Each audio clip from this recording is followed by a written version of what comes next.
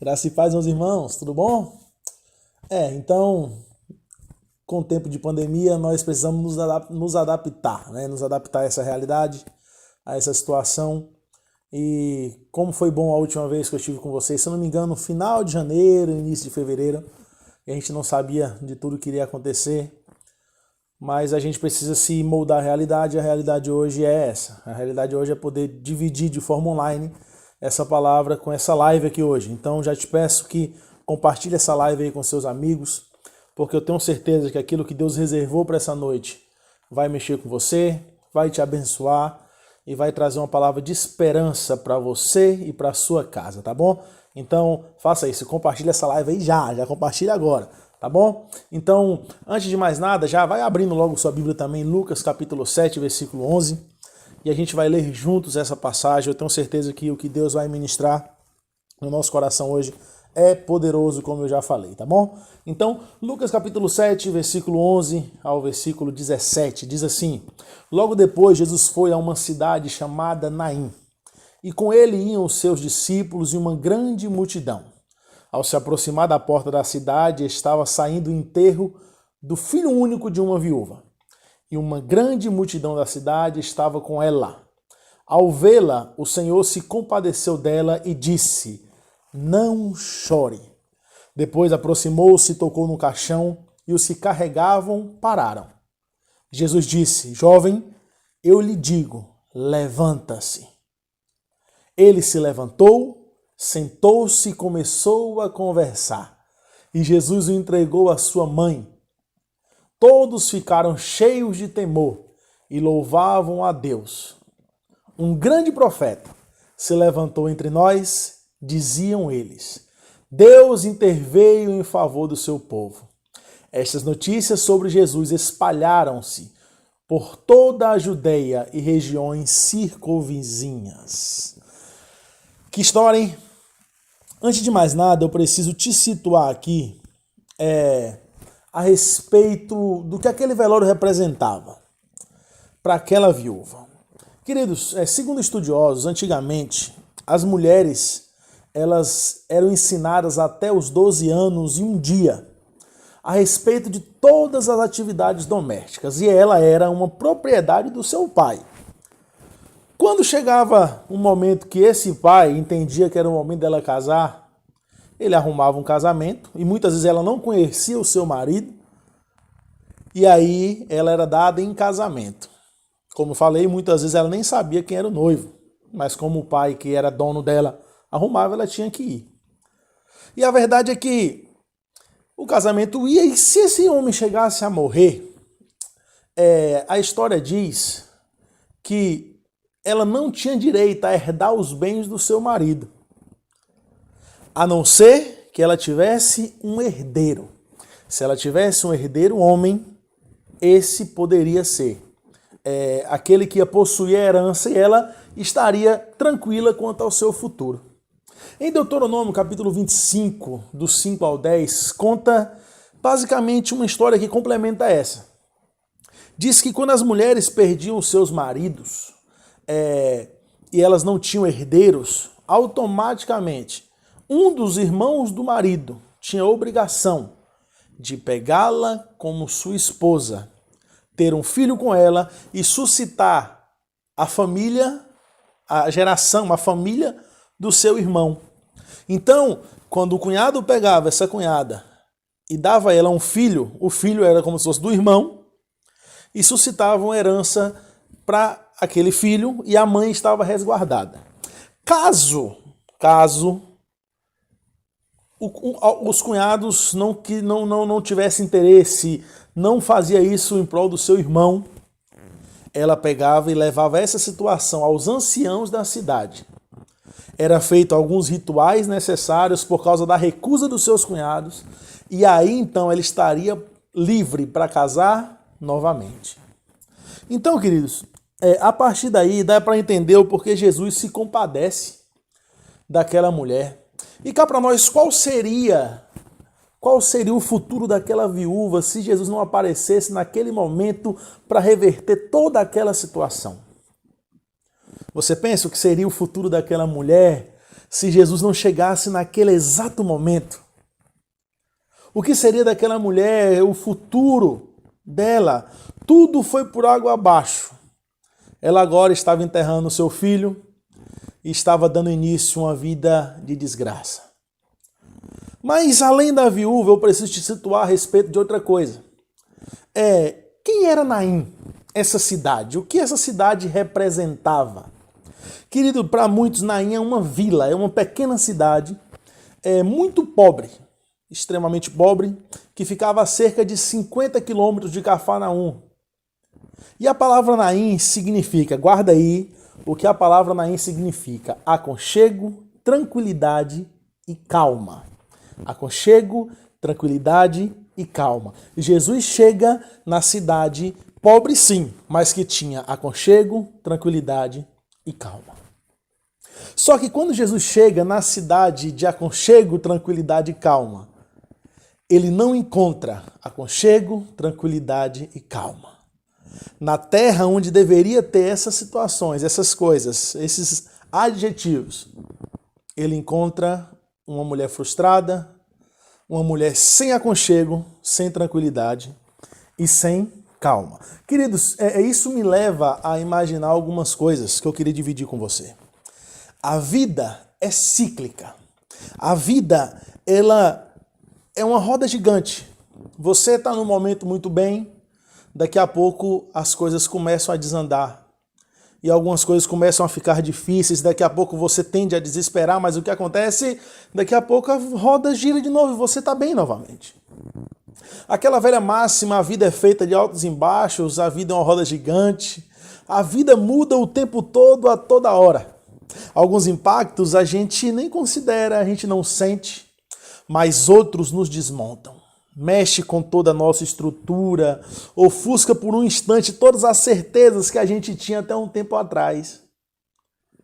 A gente tem essa capacidade de não entender, infelizmente, que tudo é um ciclo, tudo é um período. E que talvez a gente consegue viver no tempo muito bem, mas quando as dificuldades chegam, a gente não sabe lidar com elas. E eu quero te falar, eu quero te lembrar que a sua vida é cíclica. A sua vida roda.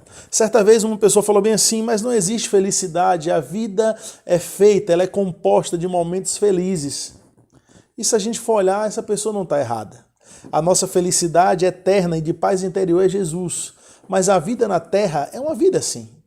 Uma hora você está sorrindo, outra hora você se encontra chorando. Uma hora você está falando, oh, beleza, tudo dando certo. Tem hora que as coisas desandam. Tem hora que as coisas não andam da maneira que você queria que andasse. Infelizmente, irmão, as coisas acontecem desse jeito. Você lembra de José? Olha como a vida é cíclica. José, em um dia sonha. No outro dia, ele conta para os seus irmãos. E daí em diante, ele é lançado numa cova, da cova é vendido como escravo para Potifar, de Potifar vai para uma cadeia, e da cadeia revela um sonho, e disso já se levanta como governador. Por quê? Porque a vida é uma roda, a vida tem dessas coisas. Queridos, e todos nós começamos esse ano fazendo uma série de projetos. Nós dedicamos um tempo da nossa vida para falar bem assim, não, esse 2020 vai ser diferente, esse 2020 as coisas vão acontecer diferente na minha vida e tudo vai prosperar. A questão é que nós nem estamos nem na metade do ano e muitos dos nossos projetos já estão sendo empurrados para o final do ano ou talvez para o ano que vem. Funcionários, empresários, igrejas, governos, todos estão passando por um processo de primeiro manter a vida e depois colocar todos os planos que a gente fez no Réveillon em prática. Justamente porque a vida é cíclica, ela muda. E ela nem sempre respeita os nossos planos, ela simplesmente faz e pronto. Queridos, apesar da Bíblia não citar muitos detalhes, uma coisa sabemos a respeito daquela viúva é que a vida dela mudou drasticamente pela segunda vez. Primeiro, ela perde o esposo. E a Bíblia não fala quanto tempo depois ela perde o seu filho. Ou seja, em um tempo talvez estava tudo muito bem. A família estava organizada. Com o passar do tempo, perde-se o marido, passa-se um tempo, perde-se o filho. E quando ela se vê, ela está caminhando para um segundo velório. Porque a vida tem disso. A vida tem desses momentos que são super complicados. A vida tem desse momento que a gente pensa, meu Deus, como que tudo estava dando certo até certo ponto e agora já não está dando mais? Tudo estava indo muito bem enquanto eu não era da igreja, mas agora desandou, querida, o culpado não foi Jesus. As mudanças não aconteceram porque Jesus é culpado, muito pelo contrário. As mudanças aconteceram porque a vida é cíclica, ela muda o tempo todo. Há um tempo atrás você não tinha filhos, hoje você já tem, é o meu caso. Há um tempo atrás estava tudo muito bem, hoje já não está. Mas, querido, eu quero te dar umas boas notícias hoje. Eu quero dividir com você notícias que possam mexer com você e te revigorar nessa noite. E eu tenho certeza que Deus vai trazer uma chama de volta ao teu coração. Eu tenho certeza, eu tenho convicção disso. Então, fique aqui nessa mensagem. Eu quero compartilhar com você. Não saia, não saia, não saia. Chama mais gente. Se quiser marcar alguém nos comentários aí, marque. Para que não perca aquilo que Deus está falando nessa noite. Tá bom? Então, no caixão, querido, tinha muito mais que um corpo. Epa, antes que alguém fale, é heresia. Não, muito mais que um corpo. Não é que tinha 2 corpos, ou 3 corpos, ou 4 corpos, não. Mas junto com o corpo daquele menino, daquele filho, estava sendo enterrado muitas outras coisas. Querido, com a morte do filho também estava indo a esperança, a certeza, a família, o aconchego, a tranquilidade, a calma.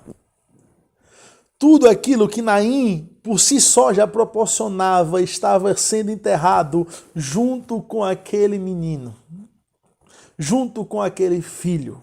A Bíblia não fala a idade dele, mas aí que está. Quantas vezes, querido, a gente também vai perdendo a esperança, vai perdendo a confiança. Talvez junto com essa pandemia, seu emprego morreu. Talvez junto com essa pandemia, os seus projetos para esse ano foram de água abaixo. Os projetos que envolviam dinheiro, que você tanto queria, já não dá mais. Sabe por que não dá mais? Porque a crise chegou. E ela se instalou e aí começou a te perturbar. Você passa o dia todo pensando, as incertezas te visitam, as contas chegando, os credores querendo o que lhe é devido. E o seu coração anda pesado, sabendo que, além do trabalho, talvez está faltando já o dinheiro do básico, das coisas mais básicas. E aí, querido, a gente percebe que muitas vezes a gente vai perdendo. Com uma coisa a gente perde muitas outras. Eu quero te fazer uma pergunta, o que você está perdendo nessa pandemia? O que esse período tirou de você? O que esse período tirou de dentro de você? O que ela arrancou? O que está sendo enterrado? O que está indo a caminho do enterro na sua vida? O que é? Qual é o velório que está acontecendo? Você precisa, querido, ter certeza e convicção de que tudo vai mudar.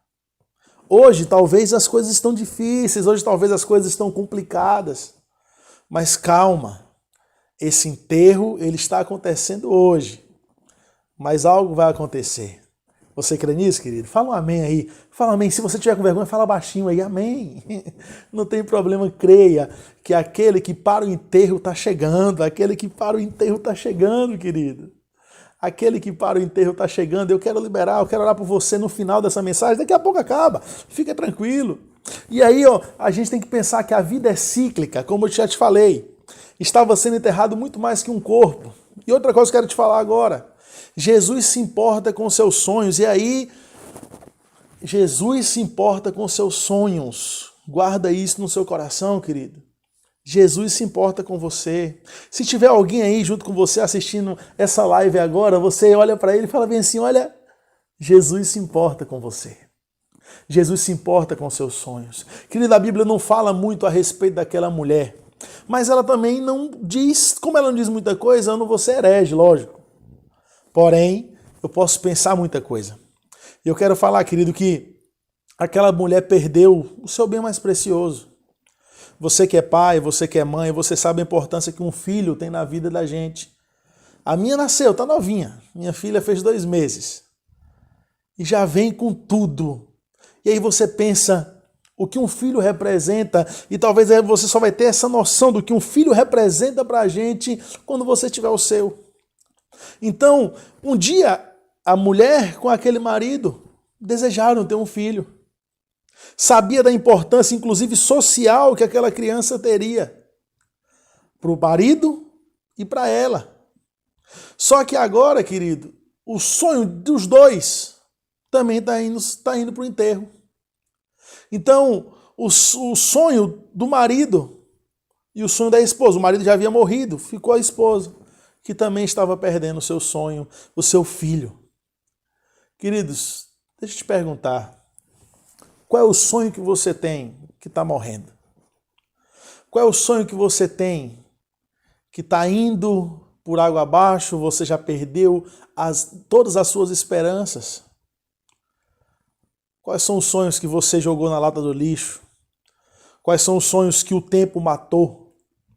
Quais são os sonhos que você olha e fala bem assim, eu não tenho condição de fazer isso, eu acho que um dia que eu recebi aquela palavra foi uma profetada, e quais são as coisas que o Senhor precisa me trazer aqui hoje para te renovar na sua vida e falar que Ele não esqueceu daquilo que Ele falou? Quais são os sonhos? O que está indo embora e você não percebeu ainda? Querido, eu não quero ser aqui um pregador coach, né? Um pregador que chega aqui e fica falando coisas para trazer um alívio para o seu ego. Não é isso. Eu quero te lembrar que aquilo que você sonhou, Deus sabe, Deus conhece, Deus tem prazer em realizar. E às vezes a gente se esquece que Deus se importa. Deus se importa com o nosso bem-estar. Querido, você só tem uma vida para viver. Você só tem uma vida para viver aqui e vai viver abrindo mão dos seus sonhos. É o que é o seu pastor, o seu sonho?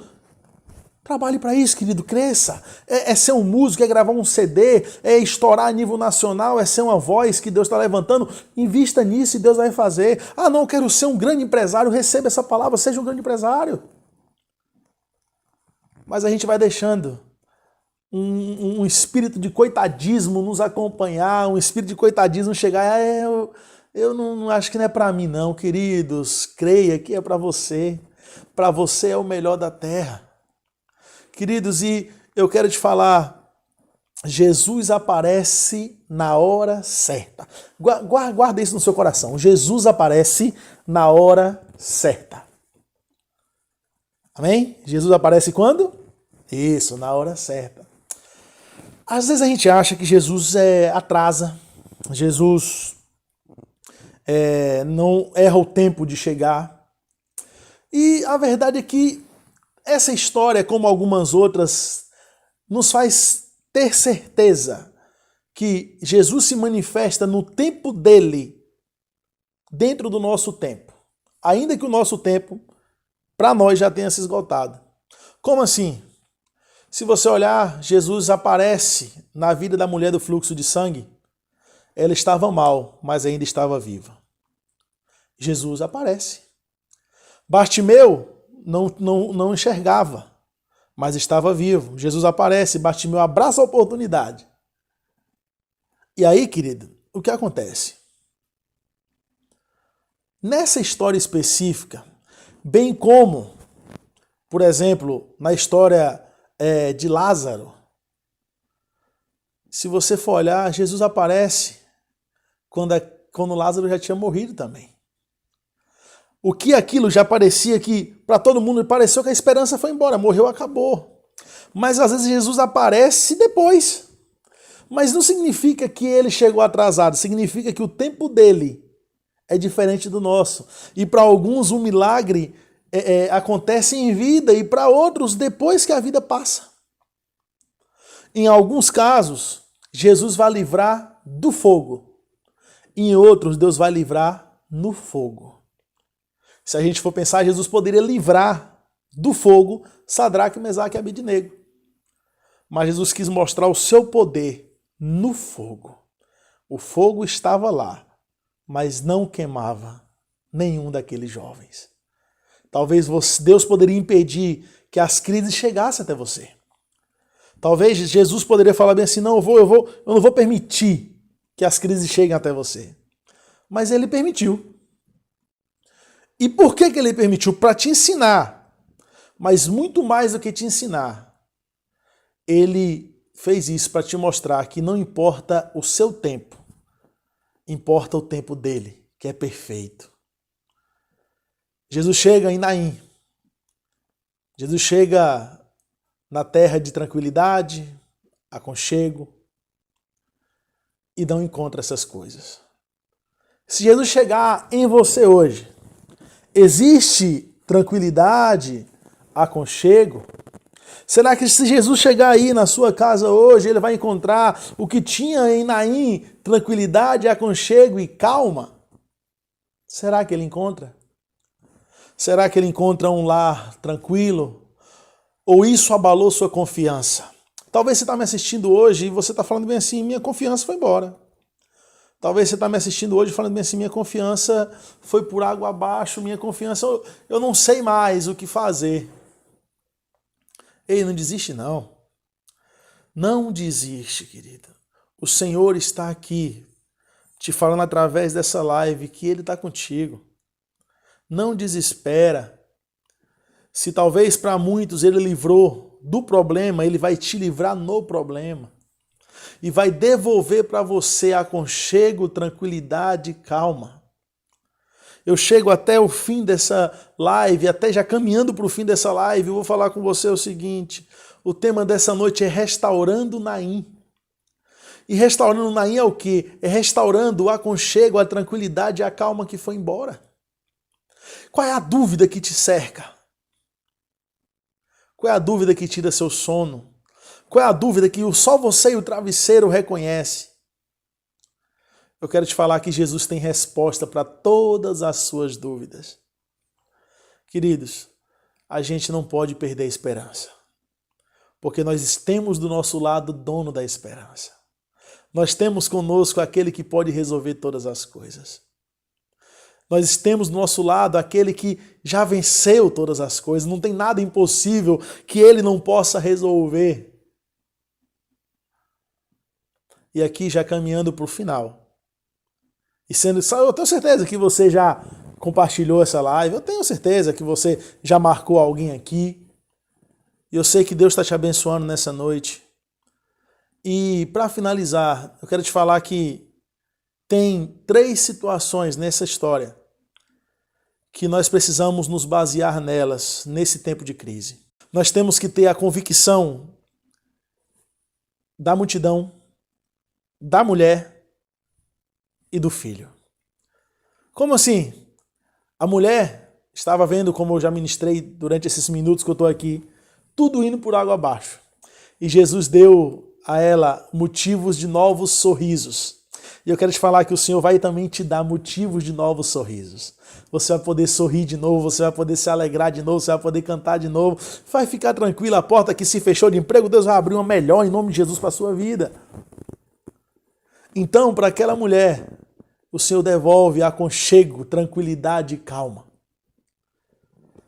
Para o jovem, ele dá uma oportunidade de ressignificar a vida. Talvez aquele jovem, depois de passar por essa experiência, ele nunca mais foi o mesmo. Porque tudo aquilo que ele não conseguiu fazer antes de morrer, Jesus deu a ele uma segunda oportunidade. Eu quero te falar que o Senhor vai te dar uma segunda oportunidade. Quero te falar que o Senhor vai te dar Deus está te ensinando, está te moldando nesse tempo para te ressignificar. E você vai ser ressignificado nesse tempo. Você vai começar, quando as coisas começarem a voltar ao normal, você vai ser um ser humano melhor, um crente melhor, um marido melhor, uma esposa melhor, um filho melhor. Você vai ser uma pessoa na sociedade melhor, um profissional melhor. Então, esse período é de ressignificação. O Senhor vai estar ressignificando a sua vida nesse tempo, te dando novas expectativas. E, além da mãe do menino, a Bíblia fala que a multidão acompanhou Jesus entrando na cidade e compartilhou daquele momento junto com Jesus, dos milagres junto com Jesus. A Bíblia fala que aquelas notícias sobre Jesus se espalharam por toda a Judéia e regiões circunvizinhas. Todo mundo viu. Eu quero que você entenda que na hora que aquela galera entra junto com Jesus e vê tudo aquilo, eles têm uma convicção no coração deles. Vale a pena seguir esse homem. Ele é diferente. Valeu a pena andar até aqui e ver o que estamos vendo. É recompensador. É isso que você também tem que pensar. Você trilhou um caminho com Jesus até aqui.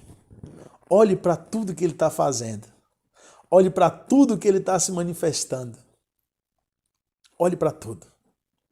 E perceba o quanto ele tem feito, o quanto ele é maravilhoso, o quanto ele é tremendo. E ele, assim como guardou a sua vida até agora, ele vai continuar guardando você e a sua casa.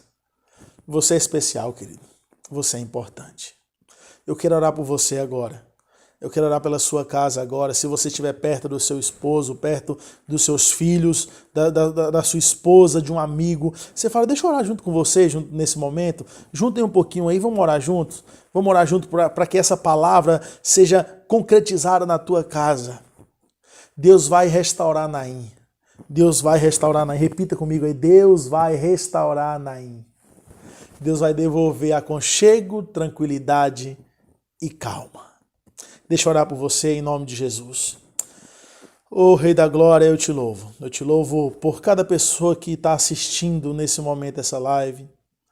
Deus, que apesar de tudo aquilo que a internet possa estar oferecendo nesse momento, ela ficou aqui.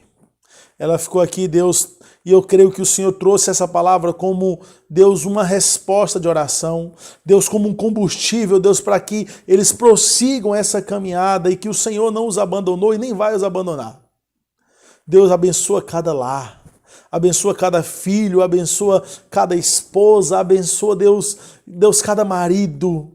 Deus, que não falte pão de cada dia, que o Senhor conserve a vida de cada um deles. Deus, e nós cremos no Deus da provisão, o Deus que faz chover, o Deus que faz as coisas acontecerem. E eu oro, Deus, nesse momento, Deus, por cada um que está orando comigo agora, por cada um que está nessa live até esse momento. Deus, cada um agora, Deus, que vai, ao acabar o culto, vai fazer alguma coisa. Deus, eu abençoo, Deus, aqui em nome de Jesus, como irmão em Cristo, eu abençoo e eu libero uma palavra de bênção sobre a vida deles. Que o Senhor prospere os caminhos, o Senhor abençoe tremendamente a vida de cada um deles em nome de Jesus. Deus, e que essa semana seja uma semana de bênção na vida de cada um deles.